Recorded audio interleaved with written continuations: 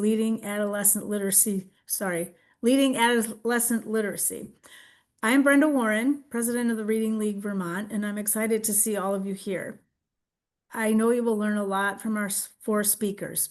We had a good presentation yesterday that you should check out if you missed it. Our chat will be open for you to ask questions during the presentation, and we will have time at the end to answer them. Also, I will be putting some information in the chat about an upcoming event, and also some resources that we have on our website, the TRL Vermont website. What the event we have upcoming is an in-person meeting for anyone interested in learning more about the Reading League Vermont on August 19th at the Stern Center from 10 to noon. There's information about this event also on our Facebook and Instagram pages, in case you're watching this on a recording. Our website also has resources under the Vermont Professional Resources tab, which includes recordings of this summer's and last summer's webinar series and past issues of Teaching Reading in Brief. Teaching Reading in Brief, for those of you who aren't on our mailing list, is a publication by Vermont educators to help our Vermont leaders learn more about structured literacy. At the end of this presentation, we will share a link to a survey you can fill out to receive a certificate of attendance. We will also be emailing a recording of this presentation, and the survey link will be on that also. And now I am pleased to welcome today's speaker, Abby Roy. Abby is a nationally certified school psychologist with over 15 years of professional experience working with students of all ages. She is currently an evaluator at the Stern Center and will be speaking to us about literacy assessment, purpose, tools, and practices from elementary to secondary. Abby? Thank you, Brenda. Good morning, everybody. Thank you for being here and giving up some time over your summer break to be with us today. I really appreciate it. As Brenda mentioned, I'm an evaluator at the Stern Center, and I'm excited to talk with you about assessment today. Our objectives for today are to explore different types of assessments and when they should be used, learn characteristics of evidence-aligned reading assessments, and understand the role of reading assessment in the instructional process.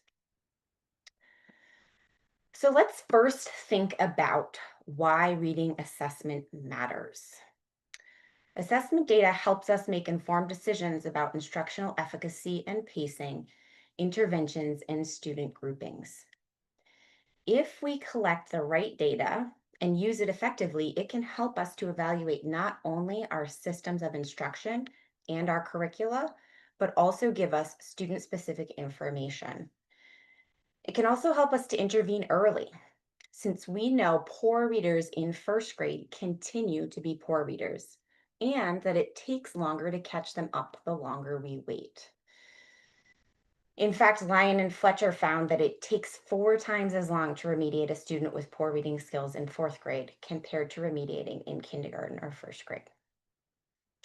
So good assessment can prevent unnecessary hardship for students and families, as well as ensure that we are using our limited resources effectively. So in this country, we also assess reading to see how we are doing, and the news, unfortunately, is not good. Our national reading scores are down in both 4th and 8th grade, according to the 2024 NAEP, which is the National Assessment of Educational Progress, sometimes called the nation's report card. And a common misperception is that students aged 13 to 18 are proficient readers. Yet the 2024 NAEP scores revealed that a third of 8th graders are not reading at a basic level, which is a greater percentage than ever before. So this means that they cannot identify basic literary elements such as order of events, character traits, and main idea. So this data tells us that many students continue through the education system without ever truly becoming proficient readers. I'd like to first give credit to my colleague and friend Peggy Price, who created this slide to demonstrate the concerning downward trend in 8th grade scores over the last 22 years. So since this symposium is highlighting adolescent literacy, I thought it might be helpful to take a look at the data for 8th graders in Vermont. It took 20 years to go down 6 points, and now 2 years to go down just 5 points. So I think we can all agree that this is a pretty concerning trend.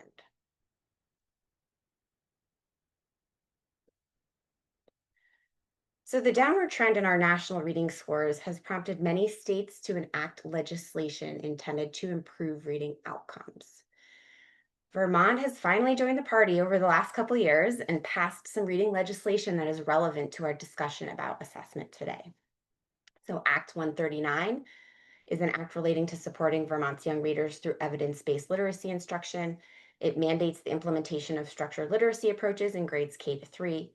It requires regular assessment of student skills in grades K to 3, and it requires schools to inform parents about reading progress and intervention implementation.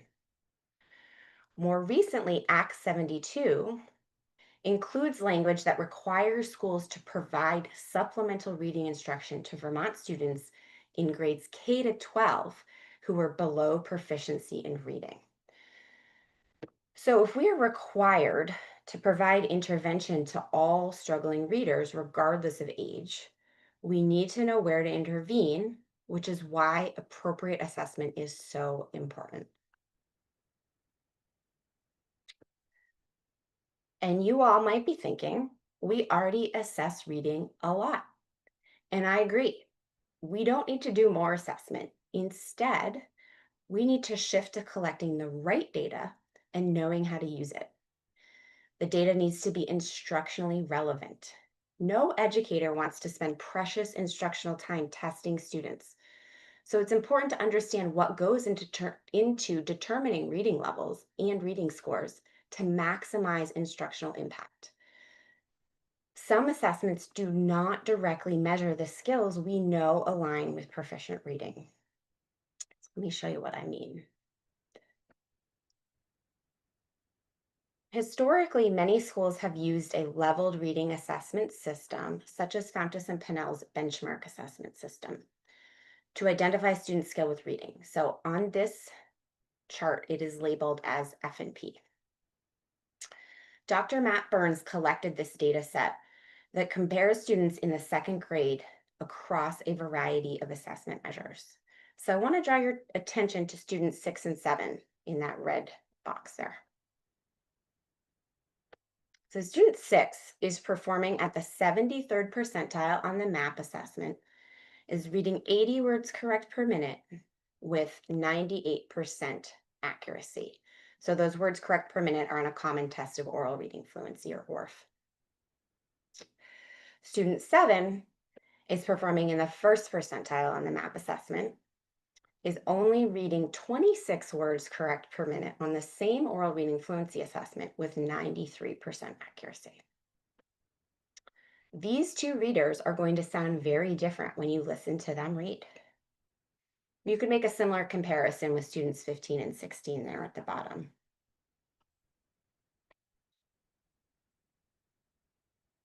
Guess what? All 16 students were reading at an instructional level G, according to the Fountas and Pinnell benchmark assessment system. But these students have very different reading profiles and very different needs. So knowing that these students were successful with a level G book doesn't necessarily help us understand their individual strengths and weaknesses and how to teach them. We could be inadvertently grouping kids together who need different things. So this data highlights the variability that might exist within a classroom, as well as across various assessment measures. It depends on how different assessments are constructed and what specific skills they measure. So in this case, we need more information to understand where each learner is and how to tailor instruction to their skill set. So I would argue that using the F&P benchmark assessment system is not a very good use of our time. I think this quote from the research study itself sums it up well. Only about 1/4 of the time did the students read 93 to 97% of the words correctly when reading the book that was rated at their instructional level. It seems that the reading level assigned by the assessment did not align with how well the student could actually read text. And to that, you might say, aren't informal reading inventories more authentic? And I would ask you to consider this finding from a study on screening for reading difficulties by David Parker and colleagues in 2015. They gave an informal reading inventory and an oral reading fluency assessment to 968 second and third grade students, and then compared their performance on those measures with an established criterion of reading proficiency. They found that oral reading fluency, or ORF, assessment correctly identified which students were on track and which students were at risk 80% of the time, which is acceptable for a screening tool. However, the informal reading inventory only resulted in accurate classification of risk for 54% of the students assessed.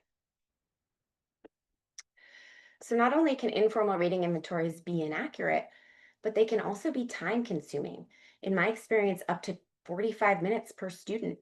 If you're doing a running record, teachers need to write subplans and miss an entire day of instruction or more to obtain results that don't actually give them the information that they need.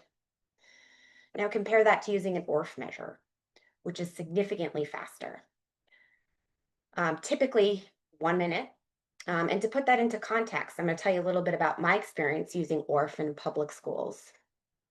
When I worked in the schools in the Chicagoland area, we gave the ORF to students 3 times per year as a universal screener, and support staff were trained to give it. So each teacher would bring their classroom to the library at a scheduled time. And we used Ames Web, which recommended giving each student 3 probes and then taking the median score. So that's 3 minutes per student. So let's say a class had 25 students and we had 5 people assessing. It took approximately 15 minutes to screen an entire class. Something to think about.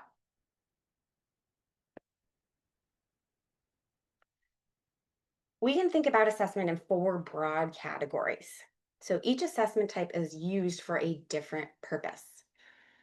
A screening test is like taking your temperature. So if you have a high temperature, you know something is wrong, but you don't necessarily know what. Could be an infection, could be the flu, could be inflammation. We aren't going to treat these problems in the same way, so we need more information. Diagnostic assessments give us more information. So your doctor might do a blood test or a chest x-ray, for example. Progress monitoring lets us know if we are on the right path with treatment. So if we're trying to lower our cholesterol, for example, we might write down what we eat or how much we exercise to see if it correlates to reduced cholesterol or weight loss. And an outcome assessment helps us to determine if we met our goal. Did we reach our desired weight in this example?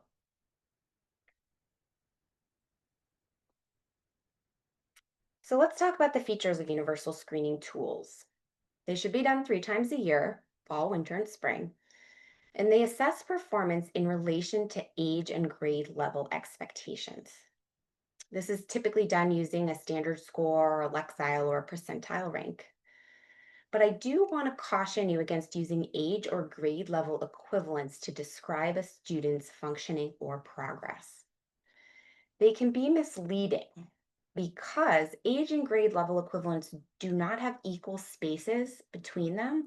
So a minor change in a raw score can lead to a major change in an age or grade equivalent.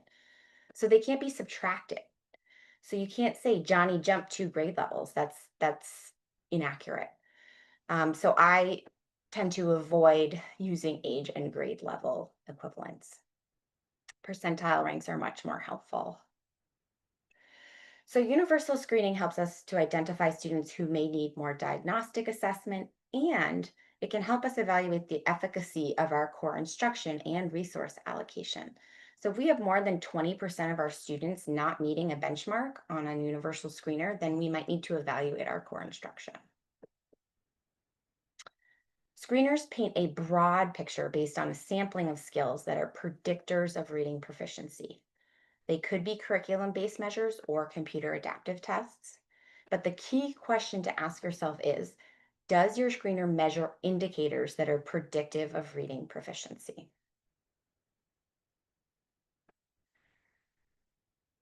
I took this chart from Sarah Brown and Stephanie Steller's new book, MTSS for Reading Improvement.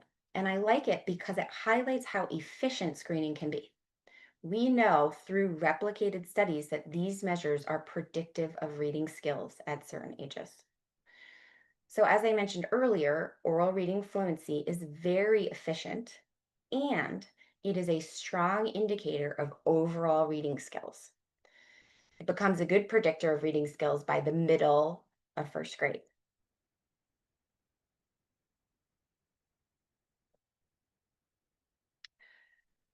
So, when a student does not meet the benchmark on a universal screener, a diagnostic assessment is necessary to figure out the why. Remember, the screener only tells us that something is wrong, but doesn't give us enough information about specific skills.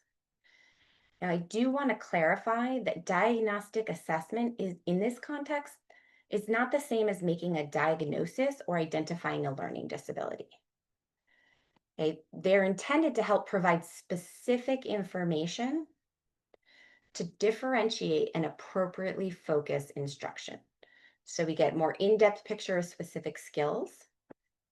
And the goal is to match the student need to the right instruction, so the assessments must directly measure key reading skills.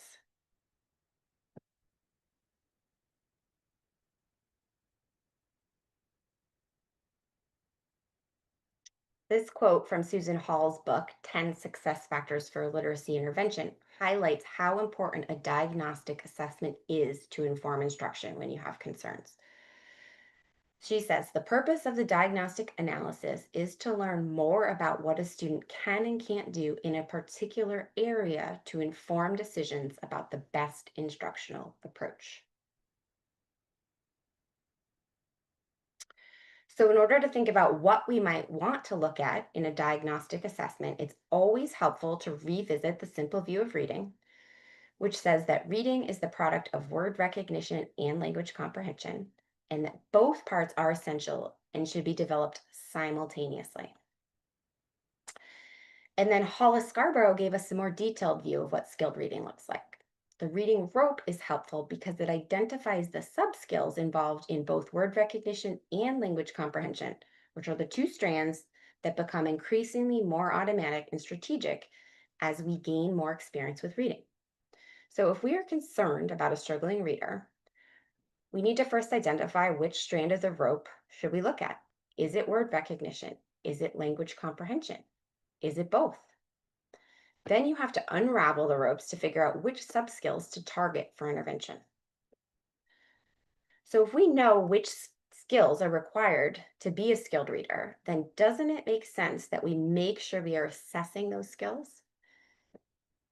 One of the challenges with using screeners or outcome measures to assess progress or identify where to intervene with a struggling reader is that some of their subskills might be really strong and can mask weaker skills. So, in other words, a child can earn a score in the average range on a comprehension measure because of strong language skills and still be a poor decoder. This often happens with really bright students. They can employ compensatory strategies to comprehend, but the process is very effortful. It also becomes less and less effective as they get into middle and high school and encounter more unfamiliar words.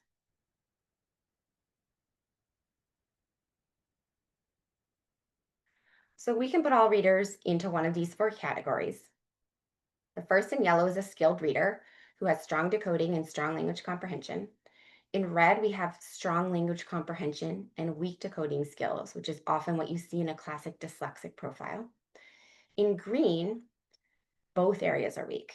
This profile requires the most intervention as the child will need work on decoding and language. And lastly, you can be a good decoder and have poor language comprehension. And sometimes you see this in children with autism who can decode the words, but they can't put the words together to make meaning from what they read because of impairments in their language system.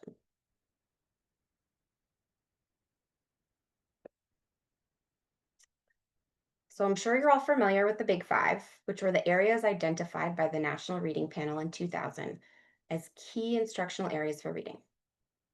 I think it's a more practical approach to think about areas in which we want to assess and intervene. So sometimes we see this list flipped, but I wanted to start with comprehension because comprehension is the ultimate goal of reading. So if students can comprehend well, then we don't necessarily need to worry about the other areas. However, I do want to reiterate that many students can rely on their thinking and reasoning skills to comprehend, I'd say until about fourth or fifth grade. And very bright students can sometimes comprehend all the way through high school, but they have to work 5 times harder than everyone else because they're exhausted because they are using inefficient approaches to reading. Vocabulary is really closely related to comprehension and falls under that language strand of the reading rope that we just saw. And when we think about reading fluency, we want to consider rate, accuracy, and expression. Phonics refers to the ability to map sounds to print and decode unknown words. And I included spelling here because spelling also relies on phonics knowledge, and it's a window into a student's phonemic awareness, which is the ability to be consciously aware of speech sounds and words. So we'll dig into each area a little bit more.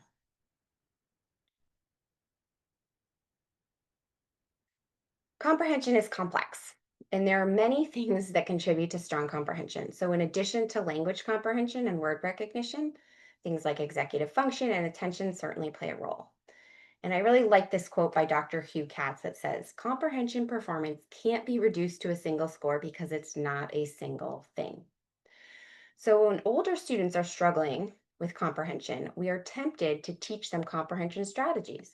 But most of the time, it is either insufficient language or word recognition skills that are the culprit. So we need to ask ourselves, is there a problem with language comprehension, word recognition, or both? Can the student understand it if you read it to them? If yes, then it's likely a problem with word recognition. If they have poor listening comprehension, then we may need to assess language subskills. We must also consider the effort a student is putting in to comprehend the text. Remember, sometimes we don't see the breakdown in comprehension until middle and high school when the text becomes more complex and the student is encountering more unfamiliar words. So if we only measure comprehension in elementary school, we often miss those kids and lose out on crucial years of intervention. So one way to help catch some of those kids is to consider using the oral reading fluency measures, which have a moderate to high correlation with reading comprehension.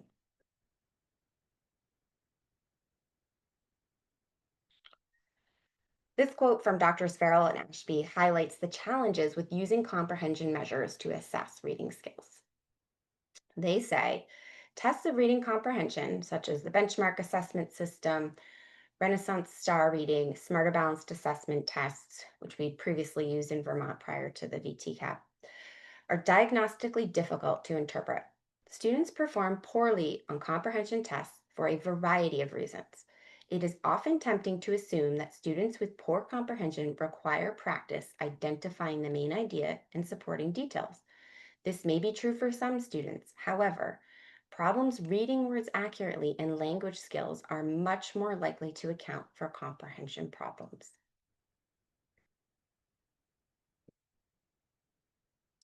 Vocabulary is also crucial for comprehension because you have to know the meaning of the words you read, right? And we know that not knowing the meaning of as few as 2% of words in a text can impact comprehension. Vocabulary can also be impaired due to a lack of reading experience. So after third or fourth grade, we gain most of our new vocabulary roots through reading, not through oral language. According to one study, on average, children should add 2,000 to 3,000 new words to their reading vocabulary each year. Keith Stanovich coined the term Matthew effects in 1986, and it is a Bible reference that refers to the fact that strong readers read more and become stronger readers, while poor readers read less, and the gap widens. Hence, the rich get richer and the poor get poorer. One of the areas that can be impacted by this is vocabulary.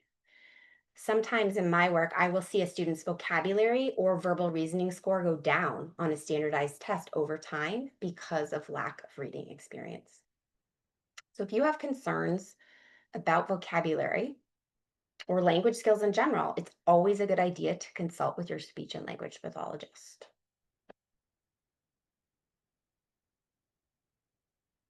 So let's talk about fluency.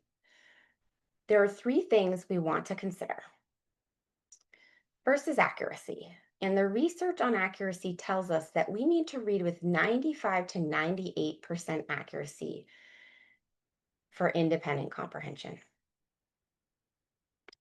Rate refers to how quickly someone reads.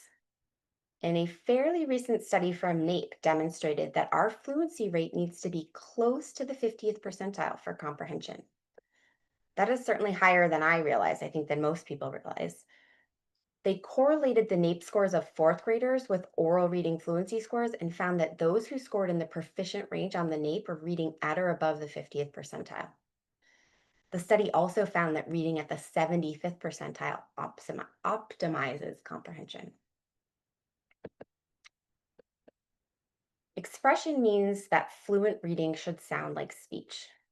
So sometimes I listen to kids read and they don't pause at punctuation or they rush through certain words that they are unsure about.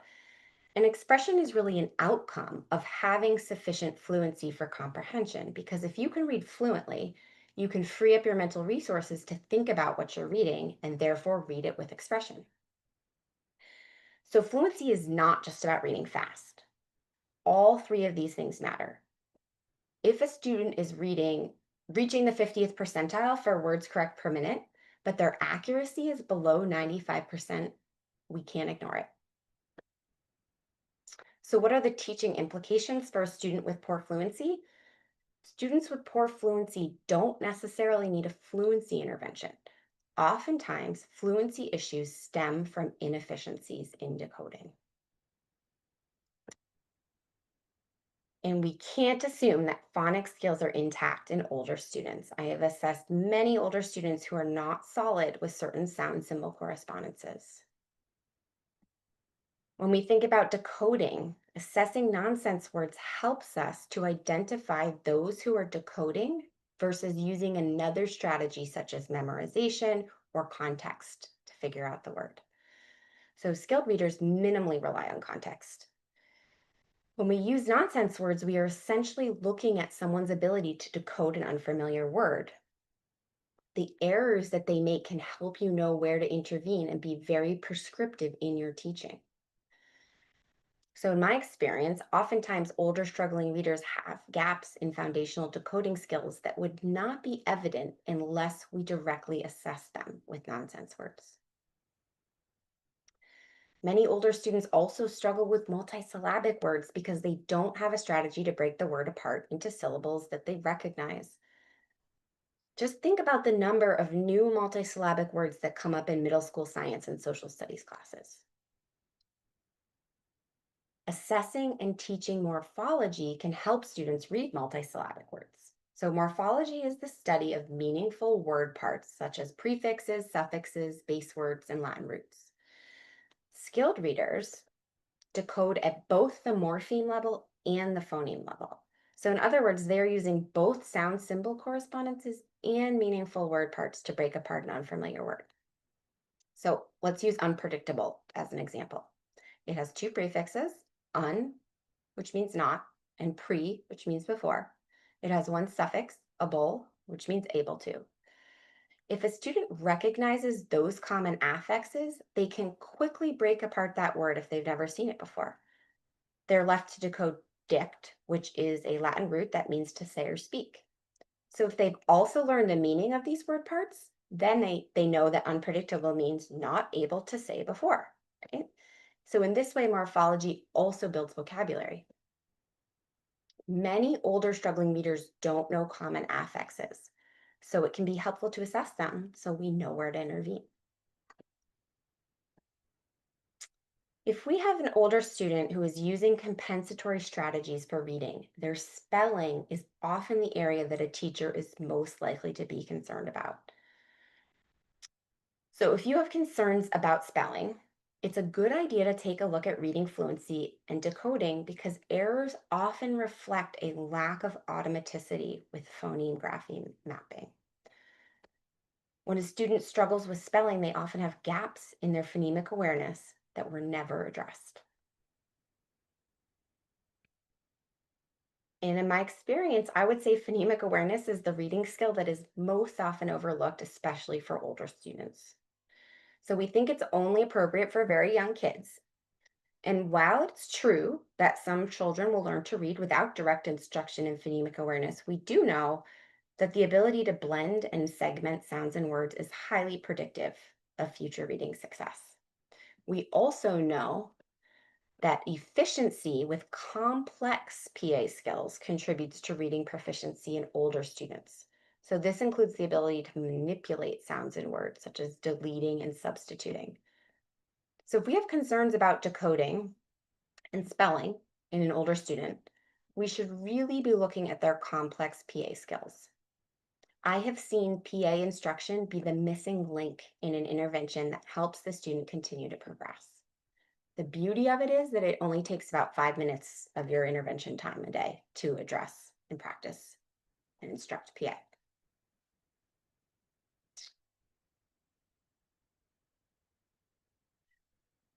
So once you've done your diagnostic assessment and you know where you need to intervene, you need to do progress monitoring to monitor a student's growth toward a specific goal. It's frequent and regular assessment on, predetermined schedule, but I do want to quickly describe two kinds of progress monitoring and when they might be useful. So, mastery monitoring measures specific skills and objectives, such as phonics patterns or phonemic proficiency, I was just talking about. So, if you're interested in learning more about mastery monitoring and lesson pacing and how to know when someone has mastered a skill, there's a great blog post on this topic written by my colleagues Peggy Price and Lee Bittler that you can find at the end of my slide deck on the resource page. I linked that there if you want to read more about that. General outcome monitoring provides a broader measure of a student's performance. So ORF is considered a general outcome measure. However, it is not necessarily going to be sensitive enough to show growth in specific skills or provide enough information to determine the necessary instructional adjustments. So sometimes I will see a school plan that uses only ORF to measure progress for students who have not yet mastered very basic phonics patterns. So for example, a student who is struggling with consonant blends and short vowels in fourth grade is not going to show meaningful progress on an ORF test. So in these cases, you really need to be also using mastery monitoring to identify progress. I find that mastery monitoring is also a nice way to share progress with students and families. So, for example, in September, Abby was reading 6 out of 10 silent E words accurately, and now she's reading 10 out of 10 silent E words accurately in November. In general, progress monitoring gives us information about the efficacy of the strategies and the approach that we're using. So, if we collect the right data, we can be responsive to a student's need in real time and adjust our instructional approach as needed. And so to paraphrase my colleague and friend Peggy Price, she often says, sometimes it may appear that the student is not responding to the intervention when maybe the intervention is not responding to the student. I like that. It makes us think about how we are collecting and thinking about the data.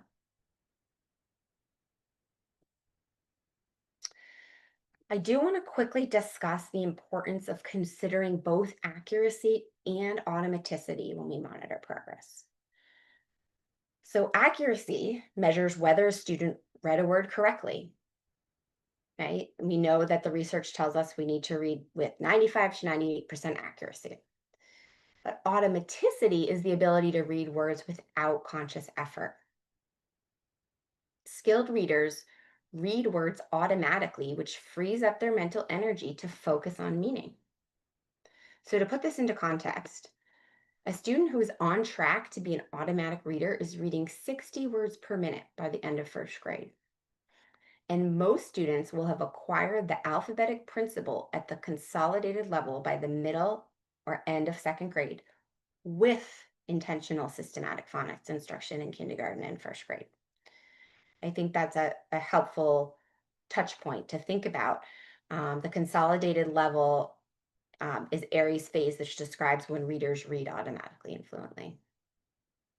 So for this reason, we know automaticity is critical for the development of fluency.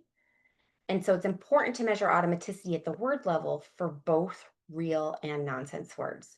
So timed word recognition tasks, such as the Tower 2 or a fluency task on an achievement battery, they're super quick and they help you understand how much effort is being put into decoding. So sometimes I see students who are accurate, but the process of decoding that word is still very laborious. So they are not yet automatic and they cannot yet free up those mental resources to comprehend. So similarly, automaticity is also important for phonemic awareness. And older students who take more than 3 seconds to complete a complex phonemic awareness task likely have underdeveloped phonemic awareness. So that would be a clue to investigate and look more closely at their phonemic awareness skills. Automaticity is defined as fast, accurate, and effortless word identification at the single word level. The speed and accuracy with which single words are identified is the best predictor of comprehension. So I think this quote just serves as a really good reminder that students who struggle with comprehension may not have automatic word recognition skills.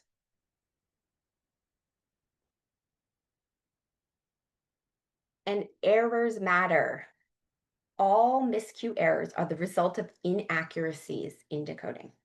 So repetition, self-corrections, synonyms, so substituting a word that doesn't change the meaning. Many tests don't count self-corrections or repetitions as errors. However, we know that these types of errors accumulate to impact comprehension. So when you are selecting your assessment, you need to consider what you are counting as errors. If you don't count self-corrections or repetitions as errors, you may be inadvertently determining that a student's fluency is stronger than it really is.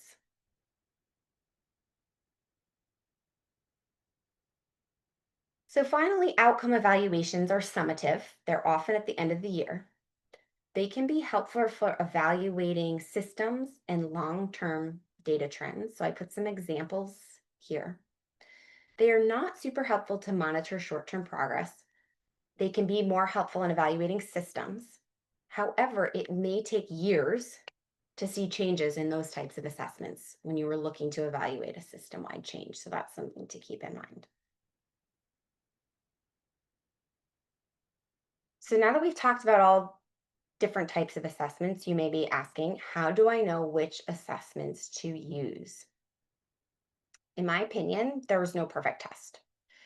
It's not the test itself that is going to make the difference. It is the educator's knowledge about the why and what. So I really like this quote from David Kilpatrick. Because the available tests are not always ideally suited for assessing the various components of reading, the best reading assessment tool is the evaluator's knowledge of research on reading acquisition and reading difficulties. The commercially available assessments are simply tools. So I realize that Kilpatrick is likely referring to a trained evaluator like me who has a background in testing and assessment.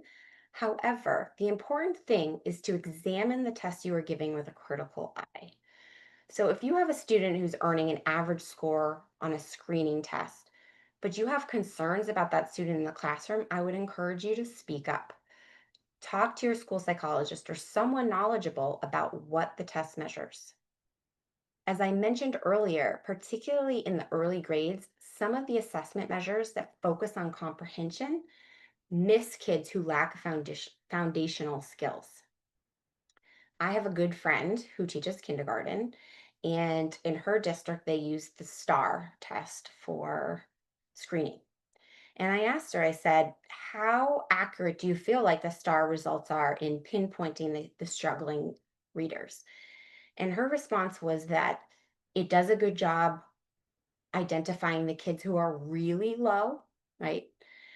But it misses the kids who have gaps or who are moderately below where they should be. Um, and so, luckily she has the knowledge and understanding of how the brain learns to read and what she's looking for, and she's able to give them what they need. So with that being said, there are some important things to consider when selecting your assessment tools. You want to be efficient, right? You want to measure what matters and let go of what isn't helpful, because we all know that instructional time is precious and we want to pick the right tool. Are you giving multiple assessments that measure the same skill? Picking the right tool can save you time from intervening in the wrong area.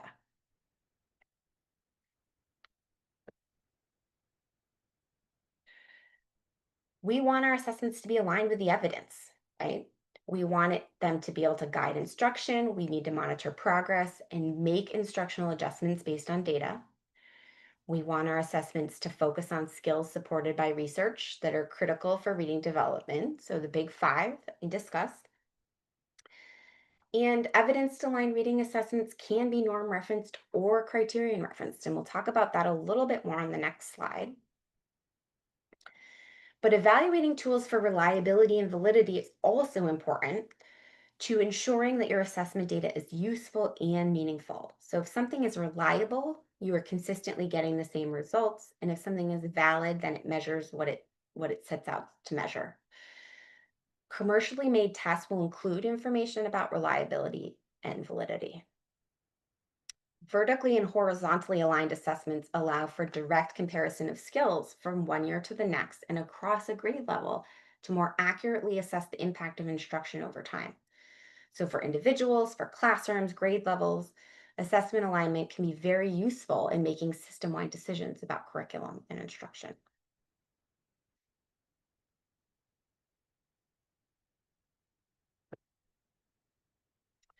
So, as I mentioned, evidence aligned reading assessments include both norm reference assessments and criterion reference assessments. So, a norm reference assessment compares a student's performance to their peers. They typically use a sampling of skills to achieve a raw score that is converted to a standard score or percentile rank. So, because it's just a sampling of skills, students can have gaps in foundational skills and still earn an average score, which is why criterion reference tests can also be very helpful. A criterion reference assessment is asking the question: does the student meet a learning criteria? They measure specific skills that are expected to be learned at a certain age or grade level. They can provide more information about mastery of a particular skill. And the scores are often reported in terms of an accuracy percentage. So maybe they got, 8 out of 10 correct. Some tests are both norm referenced and criterion referenced, such as Dibbles, which is now Cadence reading that. That's an example of one that is both norm referenced and criterion referenced.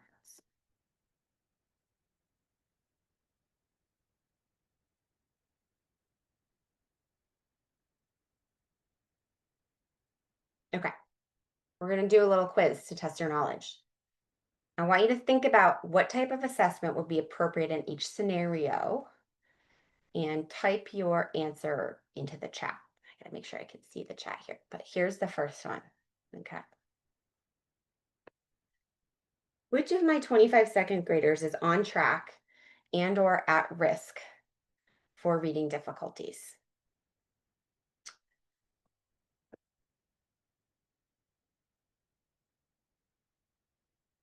Um, Give you another minute. Type it into the chat. Give me your answers. Love it. Yes. Screener. You got it. Universal screener. Oh, you guys are good. Okay. Ooh, someone even said ORF screener. Love it. Okay. A first grader did not meet the benchmark on our universal screener. What skills does she need to be explicitly taught? What type of assessment will we do in this case?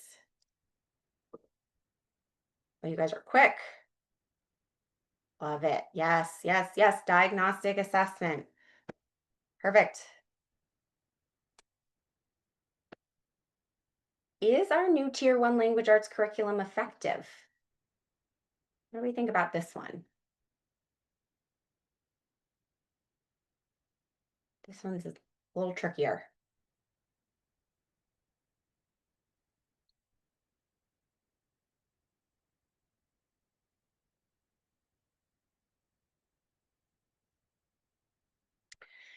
Good. So I see both, like an end of the year assessment, like an outcome. And then some of you said outcome and universal benchmark, which is what I went with. Okay. Because I think it depends, right? I think an outcome evaluation might take a couple years to show you, is that new curriculum effective, right? You might not see those results after the first year of implementation.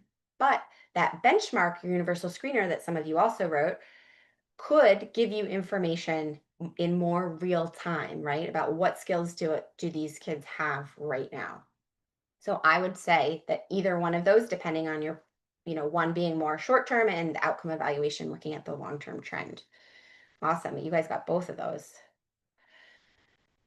Is 30 minutes a day of Wilson Reading System effective for this student? We have that question. What kind of assessment do we need in this case? Yes, awesome. Progress monitoring. You guys got it. Great. Thank you so much for your participation and participating in my quiz. You guys nailed it. Okay. So, in case you're not sure or you need a little reminder, I really like this cheat sheet, which compares and contrasts the different kinds of assessments and their purpose. So, I'm going to give you a minute to look it over, but I also included the website there where you can find it. In fact, if you go to Una Malcolm's website, she has a great article about different purposes of different assessments, and that's actually where I got this chart from. I would encourage you to read it if you're interested. One side note, she is Canadian, so when you look at the outcome evaluation in the bottom right corner, the EQAO is I looked that up, and it's a Canadian outcome evaluation. It's what they use in Canada for their outcome evaluation. So that's what that means. What I really love about this chart is that she puts diagnostic assessments and progress monitoring under assessment for learning, while outcome evaluation is under assessment of learning. And I just think that's a nice way to differentiate them. So definitely check out her website. It's also listed in my references page. So I have a couple pages of references. You will get my slide deck when the recording comes out via email. But I also have some resource pages, which are just, I think, resources that I use when I'm thinking about, sharing information with other stakeholders and educators who have questions about assessment. I think these are all great resources. They cover a variety of topics. So 2 pages of resources here, and these blog posts here. I included the links to those blog posts I told you about that describe how to know when your student has reached mastery and how quickly should you move along in your reading intervention. I think those can be really helpful. So check those out if you're interested. And I'm happy to answer some questions if anyone has questions.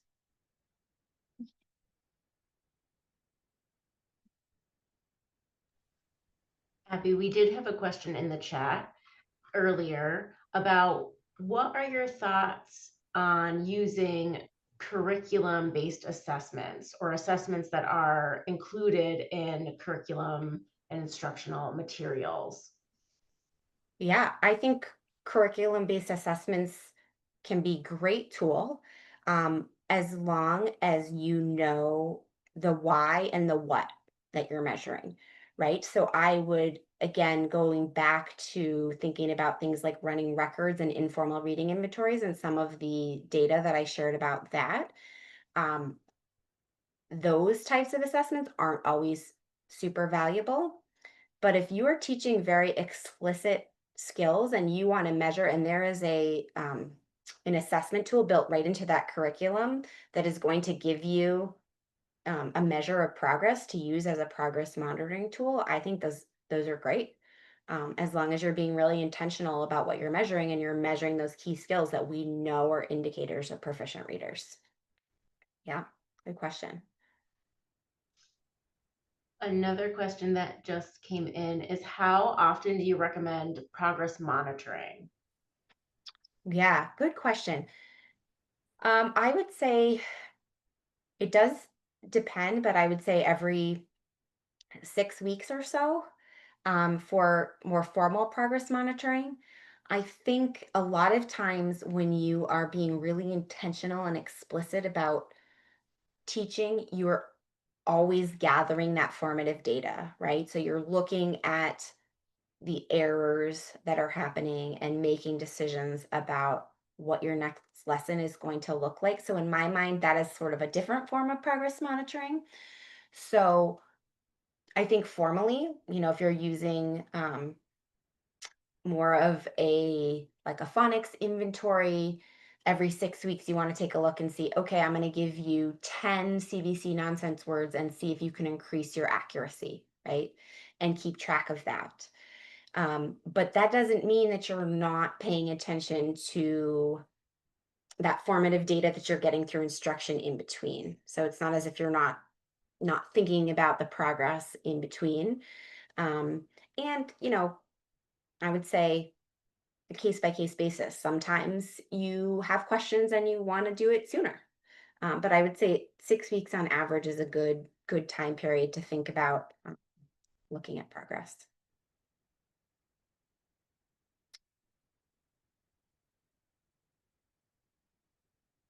Have any other questions?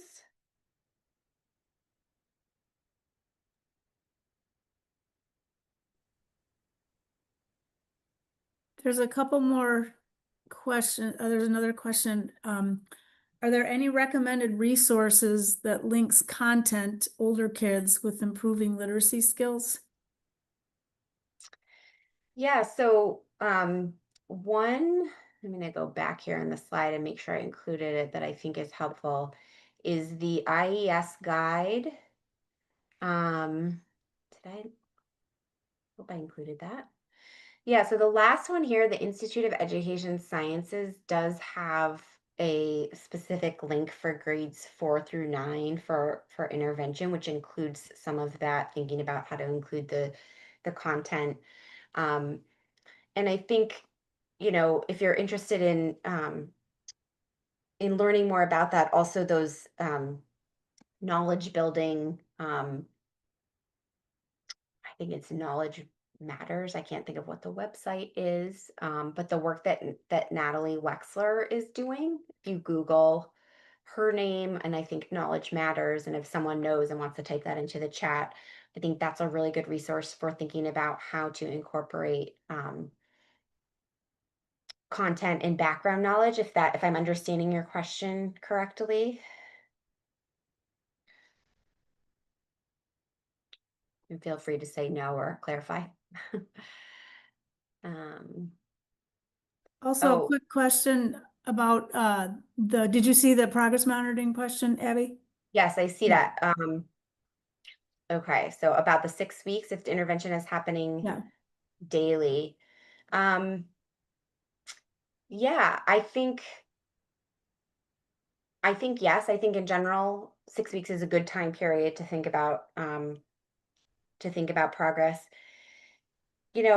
I'm hesitant to say a hard and fast rule because depending on the kid's profile, kids are going to progress at different rates. But obviously, the more that you intervene, just like with anything, the more you do something, the faster you see progress, the better you get at it. Automaticity and fluency is built through reading. So, in theory, you're going to see more growth at the 6 week period if you're intervening every day. So yeah, I think the answer would be yes. Okay. I'm just looking here and trying to see if I can see the chat. There's other questions. Okay. Do you see them, Abby? There's a couple more at the bottom. Yeah, okay. Public library and yeah. Okay, so decodables for older readers. The decodable text space is blowing up right now. So I personally haven't been able to keep up with them and sort of like vet them for myself, but the Reading League has a great list of decodables, and a lot of them are geared for older readers, so they're chapter books. I love that you work at a library, and I love that you're asking that question, because I would love every library to have a section on for decodable texts, especially for struggling adolescent readers who just really need some of that repetition with particular phonics patterns to become automatic. So check out, if you just go to the Reading League website and go, I don't remember what the tab is under, you'll find it, I think resources or something. There's a great list of decodable text there that you can Sorry check about out. that.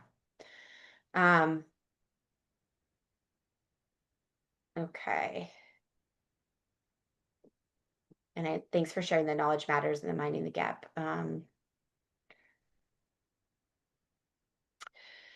So can you recommend a diagnostic tool that helps isolate skills that would align to the scope and sequence of explicit instruction for early learners? So that question is a little tricky because,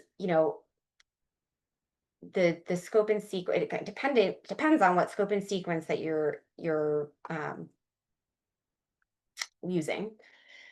But I think the research would say that we want to look at we want to look at those specific skills that we know are predictive of reading proficiency at certain ages. So for early readers, we're looking at phonemic awareness, and there are tools for that. There's free programs online. um, one that I often recommend is the David Kilpatrick's Past, although that is more focused on some of the more complex PA skills. Um, there's programs through Haggerty. Um, the PASA, I believe, is still free. And then doing some sort of sound symbol correspondence. We know that being able to letter naming is highly predictive of later reading skills. So if you're talking about really young kids, those sorts of diagnostic tools can be really helpful for early learners. Okay. Still have, what time is it? 2 minutes. Okay. um, I lost my place here. Did I miss one?